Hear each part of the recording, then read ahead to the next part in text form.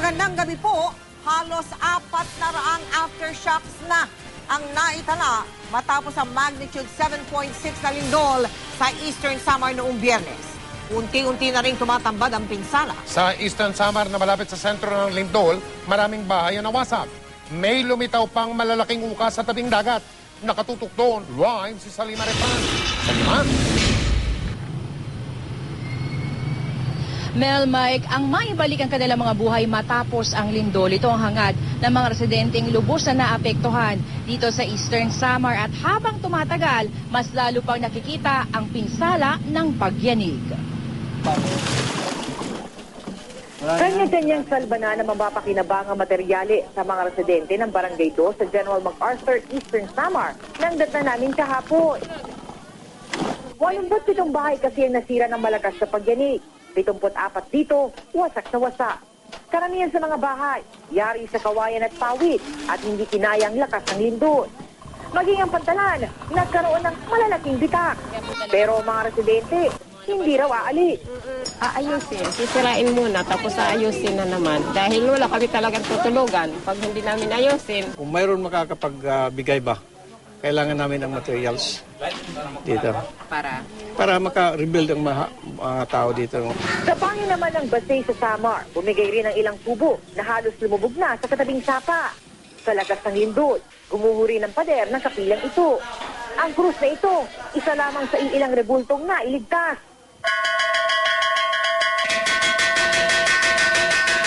Kaninang umaga, earthquake drill ang sumalubong sa mga batang nagbalik eskwela sa Umawas Elementary School sa bayan ng Maydulong, Eastern Samar.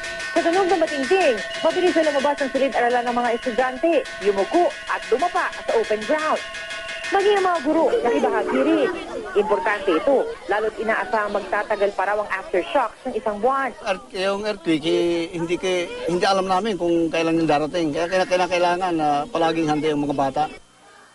Nakitaan ng mga bitaka mga pader ng classroom sa stockroom ng eskwelahan. Atin, malapit tayo sa dagat. Kung minsan magkakaroon ng earthquake, ay sinusundan ito ng malaking alon, which is called tsunami. Ang mga estudyante sa kinder, isinailalim naman sa psychosocial counseling. Children, anong naramdaman nyo nung lumindol? Natakot kami! Natakot kayo. Malakas ba yung lindol? Opo! O gaano kalakas yung lindol? Nauga ba yung bahay nyo? Ha? Opo! Kinakausap namin yung mga bata kasi traumatic experience yun sa kanila. Kailangan kausapin namin sila para sa susunod, hindi na sila masyadong matakot. Kumpula naman sa tabing dagat ang mga residente. 3 mga naglalaki ang uka sa buhangin kasi ang nakita matapos umano ang lindol. Tapos kinabukasan nakita na namin yun na malaking ganyan na tapos napakamalalim. Ang pinakamalaki, tinatayang nasa 5 metro ang lapad at 4 na metro ang lalim. May laman na itong tubig at patuloy pang lumalalim. Ang 2 pang buta, mula 1 hanggang 2 metro ang laki.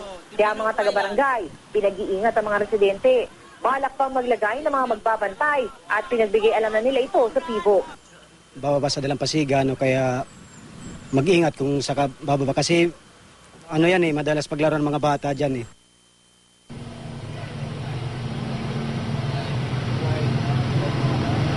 May kanina nga ay bumuhos ang malakas na ulan dito sa Borongan. Ang Region 8 RDRMC nagbabala sa mga residente na maging mas mapagmatsyag. Kapag nagpatuloy kasi ang malakas na pag-uulan, maaaring paguhuin ito ang lupa na pinaluwag na ng mga pagyanig. Samantala, Mike, sisilipin ng lokal na RDRMC ang mga binalita nating malalaking uka sa buhangin dyan sa may bayan ng Maydolong. At yan ang latest mula dito sa Borongan, Eastern Samar. Mike? Sa lima hanggang sa puntong ito, bago tayo magsayang papawid, may naramdaman pa ba kayong tinatawag na aftershock dyan sa Eastern Samar, Salima?